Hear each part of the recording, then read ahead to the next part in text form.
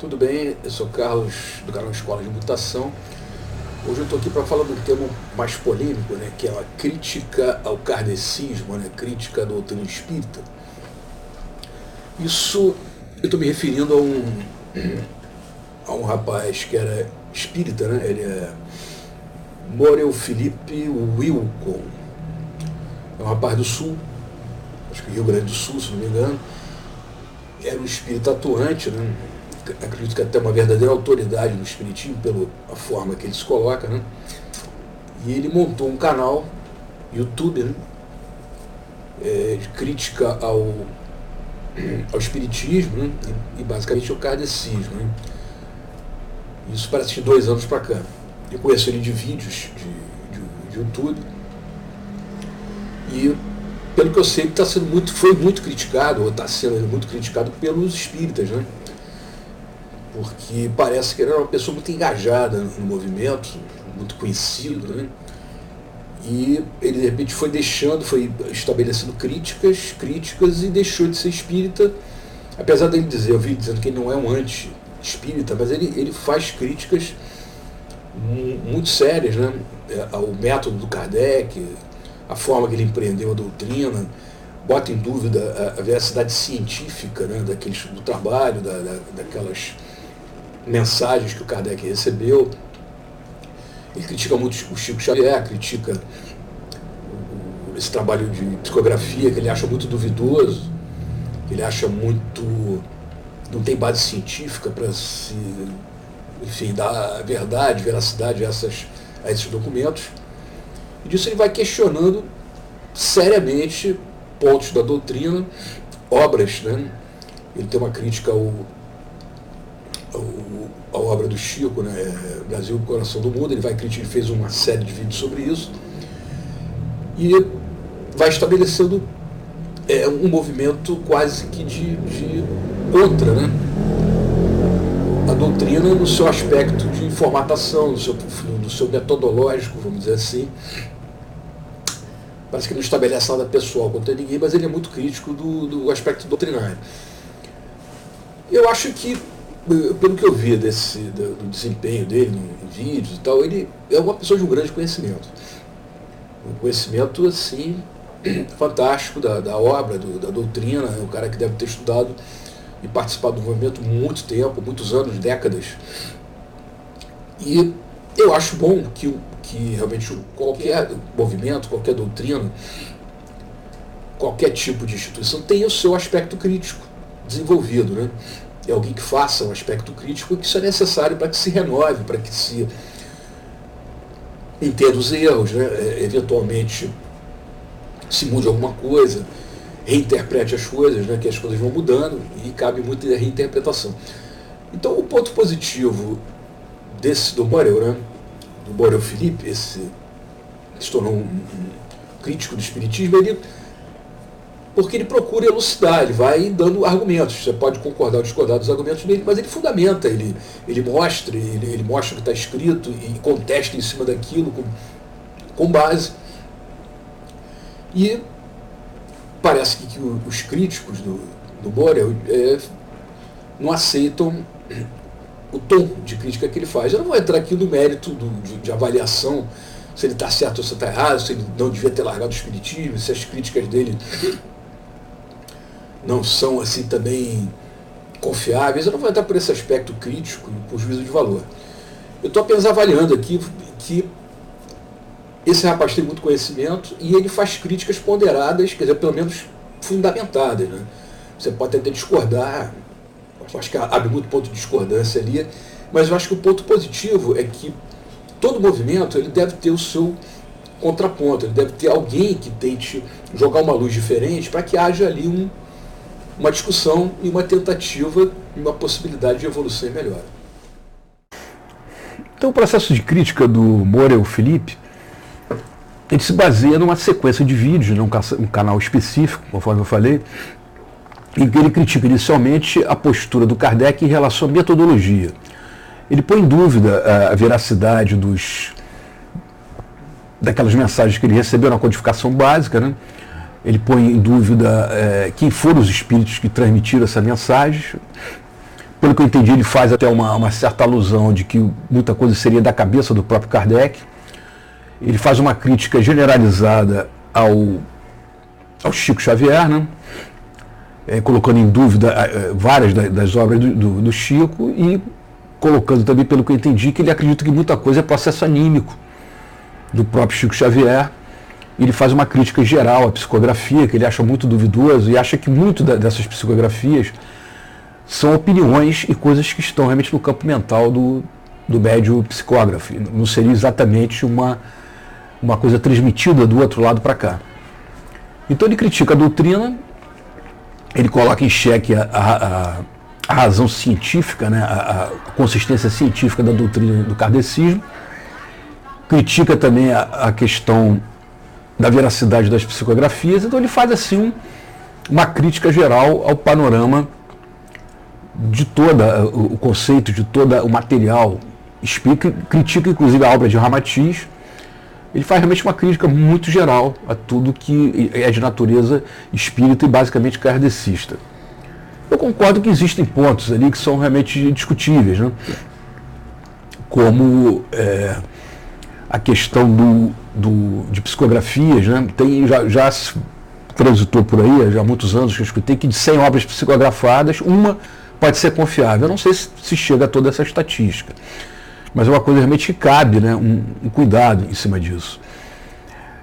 Outros conceitos assim, que são um pouco radicais, né? Mas sem esquecer que tudo isso é transmitido por pessoas, né? Pessoas que são adeptos da doutrina e têm a sua interpretação. E essas interpretações estão sempre sujeitas à falha, né, à limitação humana. A própria transcomunicação instrumental é uma coisa que é um processo de transmissão via áudio, vídeo, do lado de lá, do plano astral, do plano espiritual para cá. Isso é uma experiência que vem, se não me engano, desde a década de 40, né? Com vários vídeos, com vários documentos, né, de pessoas já que estão do lado de lá se comunicando, dando mensagens, mostrando cidades no astral, uma coisa bem interessante. E a previsão é que entre 2001 e 2005 a transcomunicação ia ser feita diretamente com as pessoas comuns, né? Você ia ligar a tua televisão, ia deparar com uma pessoa que morreu, um familiar teu, vivendo numa cidade astral, e você iria estabelecer uma comunicação direta, né? Que seria uma coisa realmente muito interessante. Então a previsão era 2001 a 2005. Essa previsão foi feita dentro de meios espíritas. Isso não aconteceu, infelizmente, né? Inclusive, esse processo da transcomunicação, que era um processo que tinha participação de gente de fora do meio religioso, né? Estudiosos, pesquisadores, engenheiros, cientistas, sociólogos, etc., equipes assim, bem variadas de pessoas, esse processo sumiu da mídia. Não se fala mais nada sobre isso. Isso bota aí uns 15 anos que eu não escuto falar mais nada sobre transcomunicação. Então isso são coisas assim, um pouco nebulosas realmente, que abrem dúvida. E o próprio, como o Morel citou Ramatiz, existe uma divergência entre Ramatiz e Kardec, né? Inclusive a Federação Espírita não aceita Ramatiz por diferenças doutrinárias. Não combate exatamente, mas acha que há diferenças e não é possível conviver os dois autores, os dois pensamentos na mesma instituição que é kardecista, né? Por exemplo, o Ramatiz tem o livro Vida no Planeta Marte, que ele alega que estariam 1000 anos, um milênio na nossa frente. E o Chico Xavier tem colocações que Marte é mais atrasado. O Ramatiz diz que Cristo é diferente de Jesus. Cristo é a entidade máxima do planeta, o governador, que fez mediunidade com Jesus. Então Jesus é uma figura que fez a mediunidade de Cristo, porque Cristo não teria condição de descer ao planeta Terra pelo seu grau de vibração, né? Seria impossível ganhar um corpo físico. E o Kardec não fala isso. O terceiro ponto seria o livro Mensagem do Astral, do Ramatiz, que alega que nós vamos ter aí um cataclisma, que seria um negócio de 48 horas, o planeta ia se desfazer. E o Kardec fala, tem uma outra versão, né? A doutrina tem uma versão de que a mudança, a regeneração do planeta, ela vai ser gradual, através da substituição reencarnatória de um espírito melhor por outro, e uma seleção, uma requalificação, e o mundo entraria em regeneração. Então há pontos realmente de divergência. Então realmente a doutrina espírita ela deixa ponto de discussões, lacunas e dúvidas em cima de muita coisa. Então é saudável que se faça aí um processo de estudo e reavaliação. Como eu coloquei aqui, não estou tomando posição nem contra nem a favor ao Sr. Morel. Eu estou apenas dizendo que, como toda obra humana, toda instituição está sujeita a falhas, erros, a distorções. Então nós vamos analisar aqui. No Brasil parece que a última estatística que eu escutei seriam 28 mil centros espíritas. Então você imagina o número de pessoas trabalhando nisso aí, estudando, interpretando, o nível de interpretação pessoal, de equívocos, de distorções, que são levadas pela própria limitação humana, pela nosso pouco desenvolvimento. Então é natural, é previsível que haja distorção de interpretação. E você somar isso tudo ao longo de décadas, é possível que tenha se criado muita distorção, né? E muita dúvida, e muito conceito que realmente acaba caindo em contradição com outro doutrinador, né? E você vai abrindo uma série de dúvidas, aí, uma série de contradições. Mas isso, para qualquer pessoa de um pouco de bom senso, é perfeitamente compreensível, né? O ser humano é limitado, o ser humano está em evolução, ele está aprendendo, então é natural, previsível, e foi previsível provavelmente pelo próprio Kardec, que haveria uma série de percalços no caminho. Mas eu acho que nada disso, mesmo algumas contradições que podem aparecer em obras psicografadas, dúvidas em relação à interpretação, choques doutrinários, eu acho que nada disso invalida o valor, né, o conceito, né, a importância do kardecismo e da própria doutrina espírita. Eu acho que, por mais que, inclusive o Morel, ele faz várias colocações que realmente ele fundamenta as dúvidas, ele fundamenta e consegue realmente criar ali uma expectativa de contradição em cima de vários conceitos, e até de obras mesmo, importantes, obras conhecidas. Ele faz um trabalho, ele tem uma lucidez realmente de crítica. Mas eu acho que com tudo isso, como eu estou dizendo, isso não derruba, não invalida a doutrina. Então não estou tentando juízo de valor se o interesse do Morel é tumultuar, eu não entro nesse juízo. Eu acho que é um cara que conhece, então é um cara bom para analisar, e ele analisa e faz as críticas dele. Cabe a todo mundo, a nós todos, fazer aí um campo de reavaliação e até de tomar isso como uma forma de maior consciência de uma coisa que realmente é complexa. Então, eu acho que essa crítica, essa luz em cima da doutrina, é uma coisa útil, sim. Então, voltando aqui às possíveis contradições que o aspecto doutrinário e o desenvolvimento mediúnico e o desenvolvimento da psicografia podem ter trazido ao longo de muito tempo aí de prática de espiritismo, doutrina espírita, kardecismo.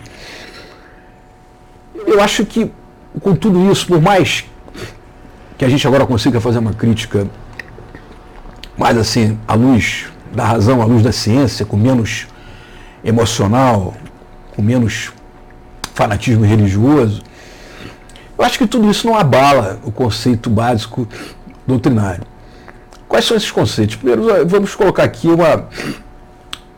uma coisa que é básica, né? Que é justamente a pluralidade dos mundos habitados. Isso é básico na doutrina.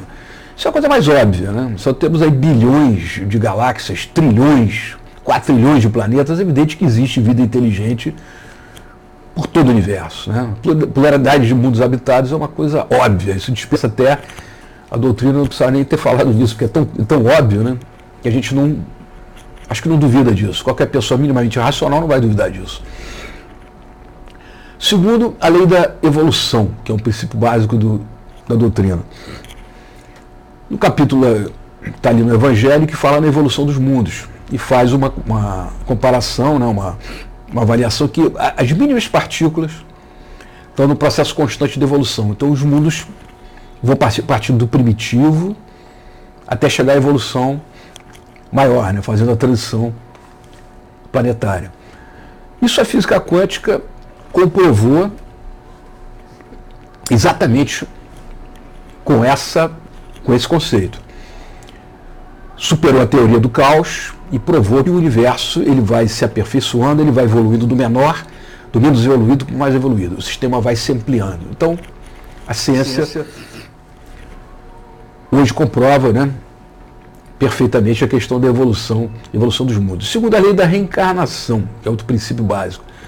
Independente dos furos doutrinários, da forma que isso foi abordado pelo Kardec, a ciência estuda isso amplamente, né, cara? Tem universidades aí, cadeiras de bioenergética, de parapsicologia, da própria psicologia, essa terapia de vidas passadas. Você tem um estudo muito volumoso sobre reencarnação fora do meio religioso.